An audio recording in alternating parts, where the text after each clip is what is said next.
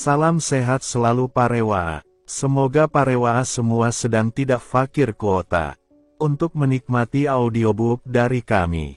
Sebelum kita lanjut, silakan subscribe channel ini dan nyalakan loncengnya untuk mendapatkan notifikasi ketika video terbaru telah diupload.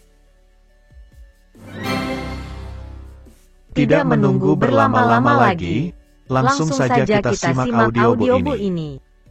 Mahakarya dari penulis kebanggaan tanah air, Asmaraman S. Ho Ping Ho.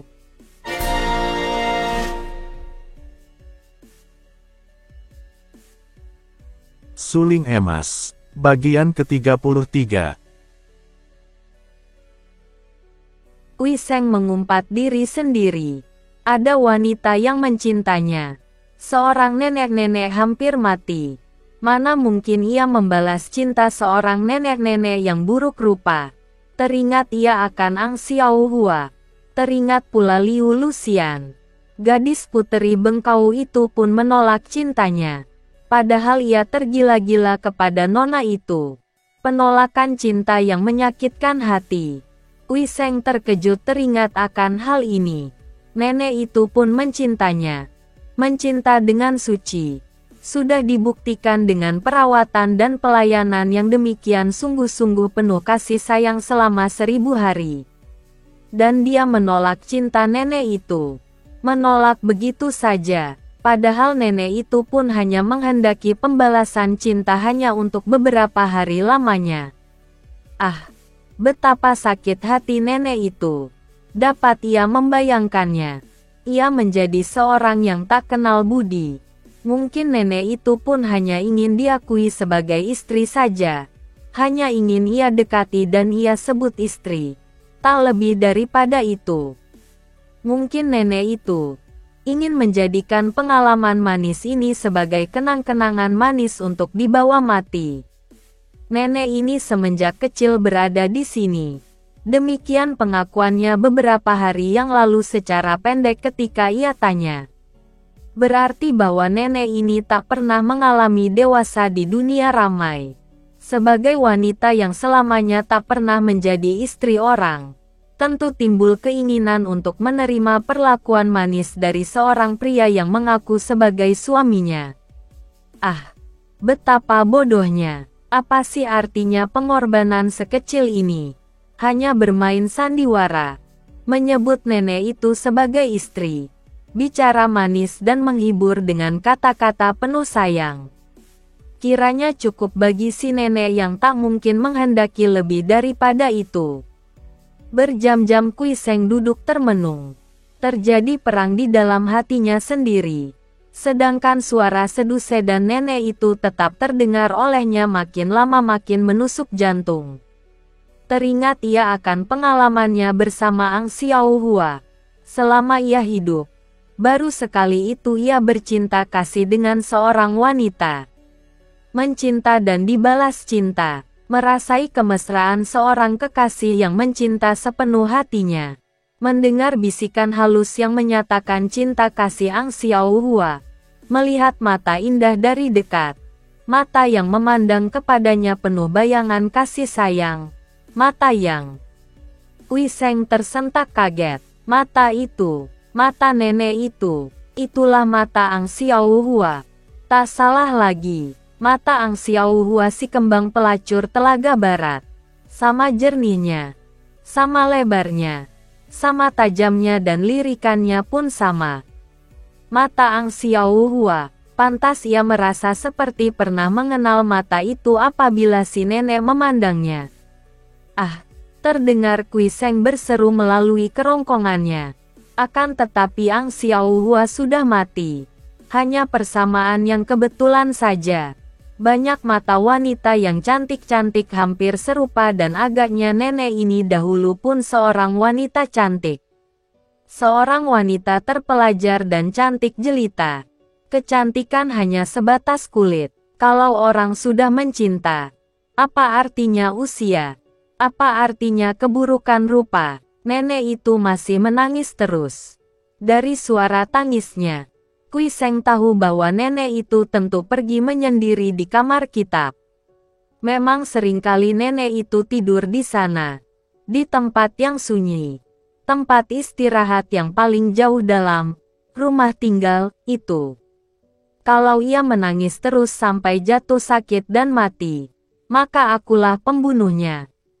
Aku membalas budinya dengan menghancurkan hatinya. Ah, betapa rendah perbuatan ini.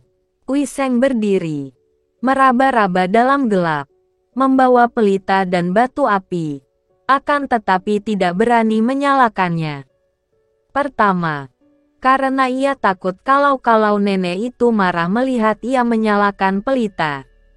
Kedua, karena untuk melakukan sandiwara yang bertentangan dengan hatinya ini, lebih baik di dalam gelap, tanpa melihat wajah si nenek.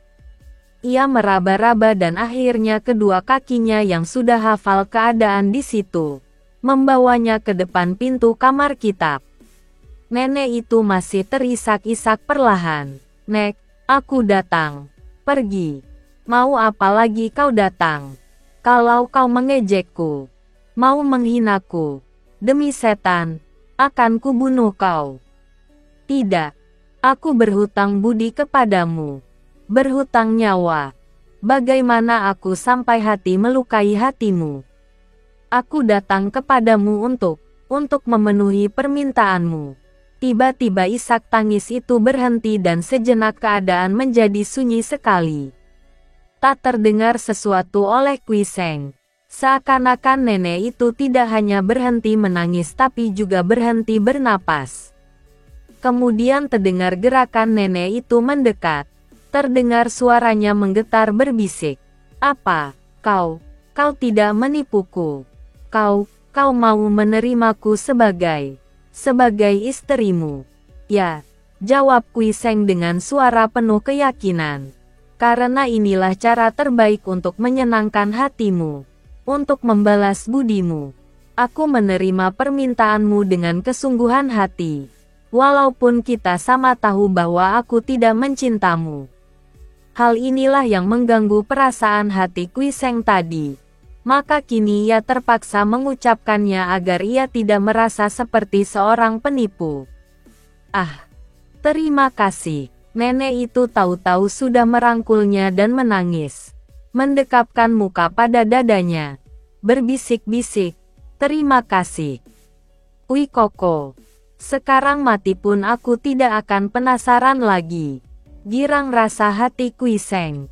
Ternyata dugaannya cocok. Nenek ini ingin mendapatkan kenang-kenangan manis untuk dibawa mati. Biarlah ia memenuhi hasrat hati ini. Bukan menipu, melainkan bersandiwara. Karena bukankah tadi ia sudah menyatakan sejujurnya bahwa ia memenuhi permintaan ini hanya untuk membalas budi. Sama sekali bukan karena cinta. Betapapun juga. Meremang bulu tengkuknya mendengar suara halus nenek itu menyebutnya, Kakanda. Nioku, katanya perlahan sambil mengelus rambut di kepala yang bersandar di dadanya. Menggigil tubuh yang bersandar dan merapat padanya itu ketika mendengar sebutan, Nioku. Karena keadaan tidak mengizinkan, maka kita menikah tanpa upacara. Biarlah Tuhan yang menyaksikan pernikahan kita tanpa upacara ini. Menyaksikan bahwa pada saat ini aku, Kui Seng menyatakan dirimu sebagai istriku. Dan aku, nenek neraka bumi, pada saat ini menyatakan bahwa kau menjadi suamiku. Ah, Koko, betapa rindu hatiku selama 3 tahun ini. Hampir gila aku dibuatnya. Melihat engkau sama sekali tidak pernah pedulikan aku. Nenek itu memeluknya makin erat. Biarpun keadaan di situ amat gelap, Kui Seng masih meramkan matanya. Akan tetapi hidungnya kembang kempis.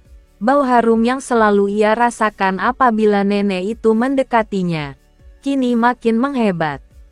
Sedap harum mengusir rasa muak dan jijik yang tadinya mulai menggerogoti hatinya. Dan lengan yang merangkulnya begitu halus dan hangat, dan ia teringat betapa sepasang mata nenek ini amat indahnya.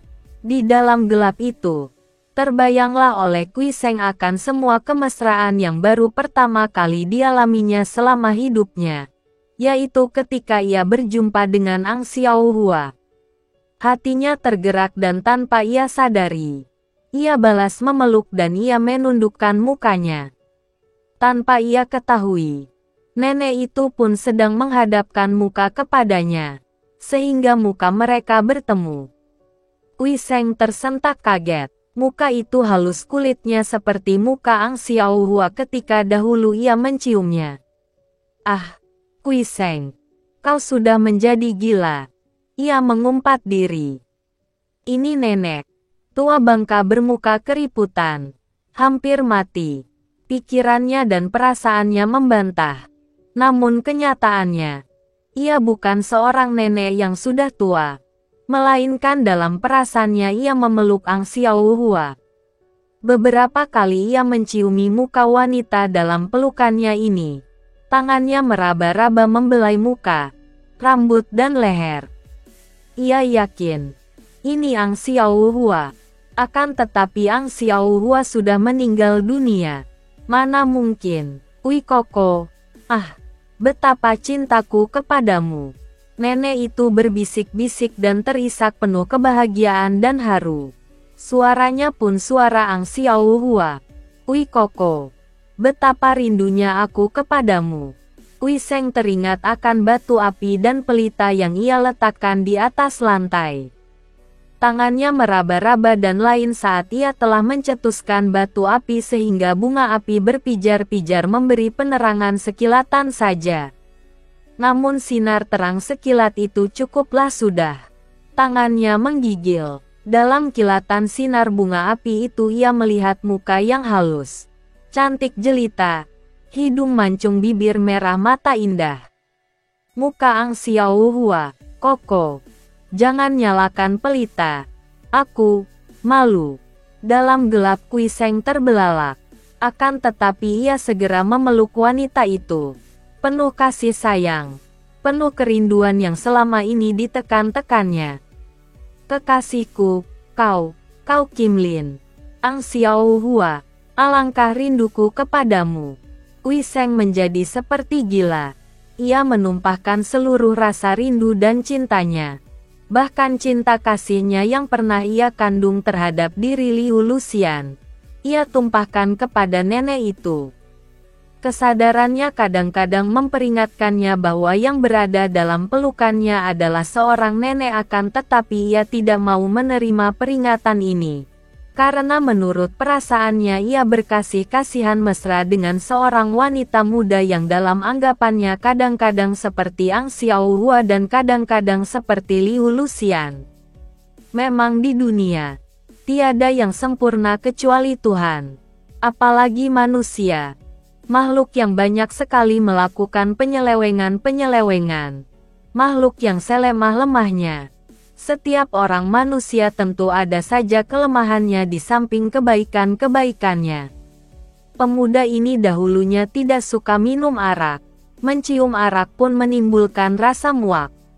Akan tetapi setelah ia terguncang batinnya oleh Luxian di dalam pesta bengkau, ia menjadi pemabok.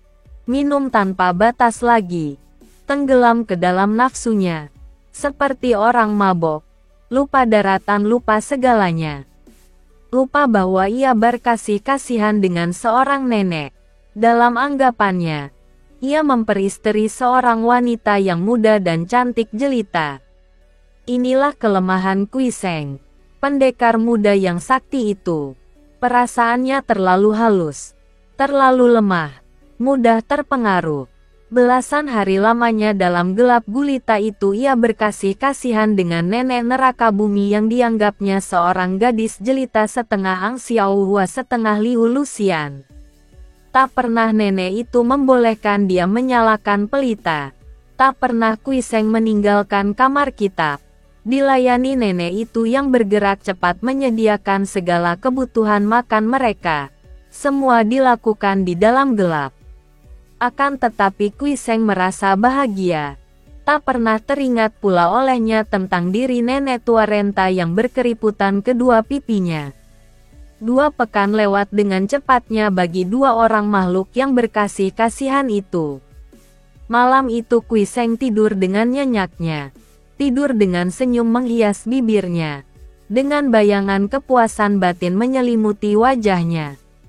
Ia mimpi tentang rumah gedung seperti istana, di mana ia tidur dalam sebuah kamar yang terhias indah. Di atas pembaringan dari kayu cendana berukir. Di samping istrinya, seorang puteri yang cantik jelita. Hawa udara amat dingin, menyusup ke tulang sumsum, membuatnya setengah sadar. Ketika membuka matanya sedikit, ia melihat keadaan remang-remang. Teringat ia akan istri dalam mimpi. Tangannya meraba-raba dan menyentuh rambut halus di dekatnya. Ia membalik dan memeluk istrinya puteri cantik jelita. Menarik napas panjang penuh kebahagiaan. Tiba-tiba Kui Seng teringat dan kaget.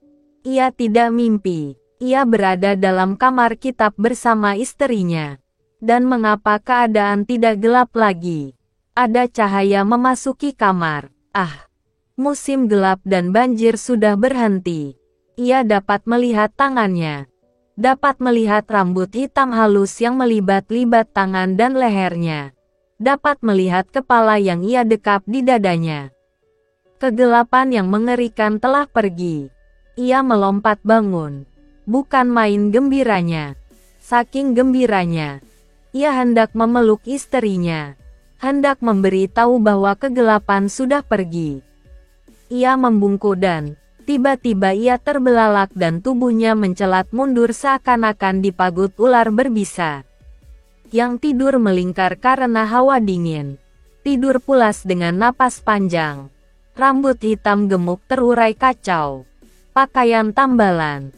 Ternyata sama sekali bukan gadis jelita seperti yang ia anggap selama belasan hari ini. Melainkan seorang nenek tua bermuka penuh keriput. Teringatlah Kui Seng akan segala hal yang selama ini tertutup oleh gelora nafsunya sendiri. Sadarlah ia bahwa selama belasan hari ini ia berkasih-kasihan dengan seorang nenek-nenek. Bukan lagi mengorbankan diri untuk menyenangkan hati nenek-nenek itu. Bukan lagi mengorbankan diri untuk membalas budi. Sama sekali bukan. Karena selama belasan hari ini dialah yang memperlihatkan kasih sayang yang mesra. Dialah yang seakan-akan tergila-gila. Dan ternyata ia telah tergila-gila kepada seorang nenek-nenek. Mendadak Kui Seng tertawa dan kedua tangannya menampari mukanya sendiri. Plak plak plak plak. Begitu terus-menerus berkali-kali sampai kedua pipinya menjadi merah biru dan bengkak-bengkak. Kemudian ia lari keluar dari kamar itu sambil masih terus tertawa-tawa. Cepat sekali ia lari seperti dikejar setan. Memang ia dikejar setan. Setan bayangan pikirannya sendiri. Kesadaran yang telah membuka matanya kini berubah menjadi setan yang mengejar-ngejarnya. Yang mengejeknya. Sehingga ia malu. Malu dan harus ia pergi dari situ cepat-cepat. Begitu cepat larinya sehingga ia tidak mendengar lagi seruan jauh di belakangnya. Seruan suara halus memanggil-manggilnya. Begitu tiba di tepi sungai di dalam terowongan, yaitu arus maut yang sudah mulai menurun airnya dan tidak begitu ganas lagi. Tanpa berpikir panjang Kui Seng yang lari ketakutan terhadap kejaran setan itu segera meloncat ke tengah. Biur, air muncrat tinggi. Akan tetapi biarpun ia sudah terjun ke dalam air dan menyelam di dalam air dingin, tetap saja bayangan itu mengejar-ngejarnya dan mengejeknya. Kui Seng meramkan mata, menggerakkan kaki tangannya melawan arus air sambil mengerahkan tenaga sinkangnya. Ia tidak tahu betapa di pinggir sungai itu, seorang wanita berlutut dan menangis, memanggil-manggil namanya dengan suara mengharukan. Seorang wanita yang rambutnya riap-riapan, rambut yang hitam halus dan panjang. Seorang wanita yang pakaiannya tambal-tambalan, yang mukanya basah air mata, muka yang cantik jelita kedua pipinya kemerahan hidungnya mancung bibirnya merah matanya jernih. muka yang muda dan jelita. Ui Seng tidak sempat melihat betapa wanita muda yang cantik ini menangis. Di tangan kanannya tergenggam gagang kipasnya yang dahulu rusak ketika ia terseret arus dan tinggal gagangnya saja. Tidak sempat melihat betapa tangan kiri wanita jelita itu tergenggam sebuah topeng daripada kulit yang amat halus buatannya. Topeng seorang nenek-nenek tua renta. Sudah terlalu lama kita meninggalkan Liu Luxian yang sesungguhnya merupakan tokoh penting, kalau tidak yang terpenting, dalam cerita ini. Sebelum kita melupakan gadis perkasa yang sudah mendatangkan banyak gara-gara karena kecantikan dan kegagahannya ini, marilah kita mengikuti perjalanan dan pengalamannya yang amat menarik. Seperti yang telah diceritakan di bagian depan, Liu Luxian tidak mau ikut pulang dengan ayahnya, Pat Jiu Sin Ong Liu Gan, yang memberi waktu 1 tahun kepadanya untuk merantau dan memilih suami. Gadis itu masih berdiri termangu-mangu di atas puncak bukit, memandang ke arah jurang di mana Kui Seng terjungkal dan lenyap. Betapapun juga, ia merasa kasihan kepada Kui Seng yang ia tahu amat mencintanya. Untuk penghabisan kali ia menjenguk ke jurang hitam itu dan berkata lirih, "Salahmu dan bodohmu sendiri. Mudah saja menjatuhkan hati terhadap setiap gadis cantik." Kemudian ia menyimpan pedangnya dan berlari menuruni puncak bukit. Ia kembali menuju ke benteng. Akan tetapi tidak langsung ke sana, melainkan berkuda memasuki sebuah dusun yang masih ramai karena penduduknya mengandalkan keamanan dusun mereka dengan benteng yang letaknya tidak jauh dari situ. Sewaktu Luxian makan dalam sebuah warung untuk sekalian beristirahat menenteramkan pikirannya yang terguncang dan sambil makan ia mengenangkan keadaan Jenderal Kam Siek yang amat menarik hatinya. Ia mendengar derap kaki banyak kuda memasuki dusun.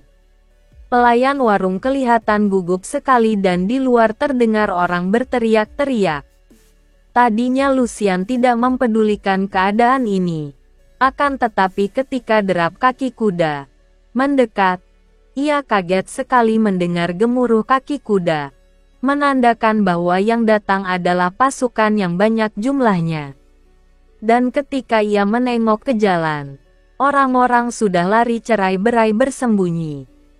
"Ada apakah, Lopek?" tanyanya kepada tukang warung yang juga kelihatan takut. "Nona, tidak ada waktu lagi bicara panjang.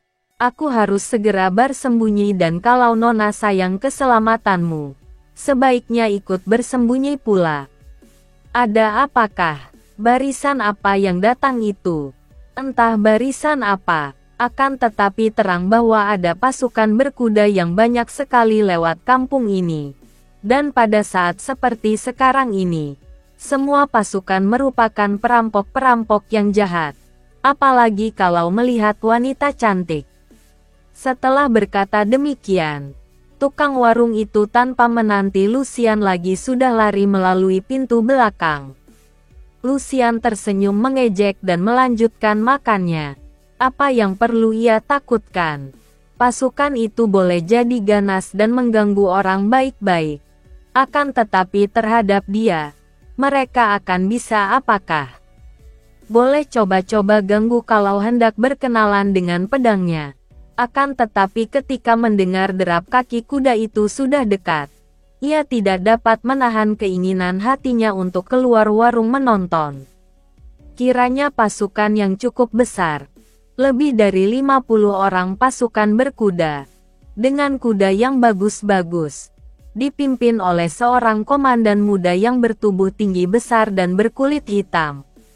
Pada saat Luxian keluar, ia melihat seorang menyimpangkan kudanya ke pinggir jalan di mana terdapat seorang wanita muda sedang membetot-betot tangan puteranya yang berusia 3 tahun. Anak ini agaknya senang melihat begitu banyaknya orang berkuda dan menangis tidak mau ikut ibunya. Wanita itu masih muda, usianya takkan lebih 25 tahun. Wajahnya lumayan kulitnya kuning bersih. Manis, kau tinggalkan saja anak nakal itu dan mari ikut denganku. Malam ini bersenang-senang denganku. Hahaha. Penunggang kuda itu membungkukkan tubuhnya ke kiri dan tangannya yang berlengan panjang itu sudah diayun hendak menyambar pinggang wanita muda yang menjerit ketakutan. Taar-taar, 2 kali cambukan mengenai lengan tentara yang hendak berbuat tidak sopan itu. Disusul bentakan nyaring. Mundur kau. Masuk barisan kembali. Di wilayah Kam Goan Sue. Apakah kau berani hendak mencemarkan namaku? Orang tolol. Kiranya yang mencambuk dan membentak itu adalah si opsir muda. Wanita itu cepat-cepat menggendong anaknya yang menangis dan lenyap ke belakang sebuah rumah. Akan tetapi mata opsir tinggi besar hitam itu kini mengerling ke arah Lucian. Jelas bayangan matanya penuh kekaguman dan kekurangajaran. Akan tetapi agaknya si opsir menahan nafsunya dan melanjutkan kudanya. Memimpin barisannya menuju ke benteng. Hanya sekali lagi ia menengok dan tersenyum kepada Lucian. Juga hampir semua anggota barisan menengok ke arahnya. Tersenyum-senyum menyeringai. Muak rasa hati Lucian dan ia masuk kembali ke dalam warung. Akan tetapi kejadian itu membuat ia duduk termenung. Lenyap nafsu makannya. Kam Siek agaknya amat disegani oleh para tentara, pikirnya. Benar-benar seorang muda yang mengagumkan. Akan tetapi mengapa pemuda seperti itu suka menjadi seorang jenderal? Padahal sebagian besar anak buahnya terdiri dari orang-orang yang suka mempergunakan kedudukan dan kekuasaan serta kekuatan menindas si lemah. Ia harus menguji kepandaiannya. Setelah rombongan tentara itu lenyap berangsur-angsur, penduduk kembali ke rumah masing-masing. Jalan penuh lagi oleh orang-orang yang hilir mudik. Pemilik warung juga datang kembali dan ia terheran-heran melihat Lucian masih duduk di situ. Kau masih berada di sini, Nona. Hebat. Benar-benar Nona memiliki ketabahan yang luar biasa. Untung bahwa dusun ini dekat dengan benteng Kam Goan Sue. Kalau tidak, tentu sudah rusak binasa dusun ini sejak lama seperti dusun-dusun lain yang dilewati rombongan seperti itu. Paman tua Lopek, apakah semua tentara selalu berbuat kejahatan seperti itu terhadap rakyat? Boleh dibilang semua, tergantung kepada komandannya. Kalau si komandan baik, anak buahnya pun baik. Kalau saja semua perwira seperti Jenderal Kam, tentu hidup ini akan lebih aman dan tenteram. Semoga orang seperti Kam Goan Sue diberi panjang umur. Lucian termenung. Orang muda seperti Kam Siek memang sukar dicari keduanya. Dalam hal ilmu silat, tentu saja tidak mungkin dapat mengalahkan Kui Seng. Akan tetapi dalam hal-hal lain Kam Siek jauh menang kalau dibandingkan dengan Kui Seng. Teringat ia penuh kekaguman betapa Kam Siek menghadapi rayuan 3 orang wanita cantik. Dan ia merasa jantungnya berdebar ketika ia teringat ucapan Kam Siek sebulan lebih yang lalu ketika Panglima muda itu naik ke panggung di pesta Bengkau untuk menolong seorang pemuda yang kalah.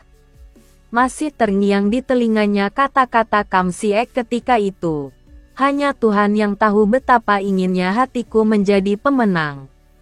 Akan tetapi, bukan beginilah caranya. Maafkan, Nona. Biarlah aku mengaku kalah terhadapmu. Itulah kata-katanya. Kata-kata yang jelas merupakan pengakuan bahwa pemuda ganteng itu juga ada hati terhadapnya. Malam hari itu, dengan mengenakan pakaian ringkas akan tetapi setelah menghias diri serapi-rapinya, Lucian membawa pedangnya, berlari cepat menuju ke benteng Kam Siek. Ia menjadi heran dan juga lega melihat bahwa penjagaan di sekitar benteng sekarang sama sekali tidaklah sekuat kemarin. Bahkan beberapa orang penjaga yang berada di pintu benteng kelihatan sedang bermain kartu di bawah sinar pelita reng. Dengan mudah Lucian lalu melompati tembok benteng melalui sebatang pohon. Dan beberapa menit kemudian ia telah berloncatan ke atas genteng.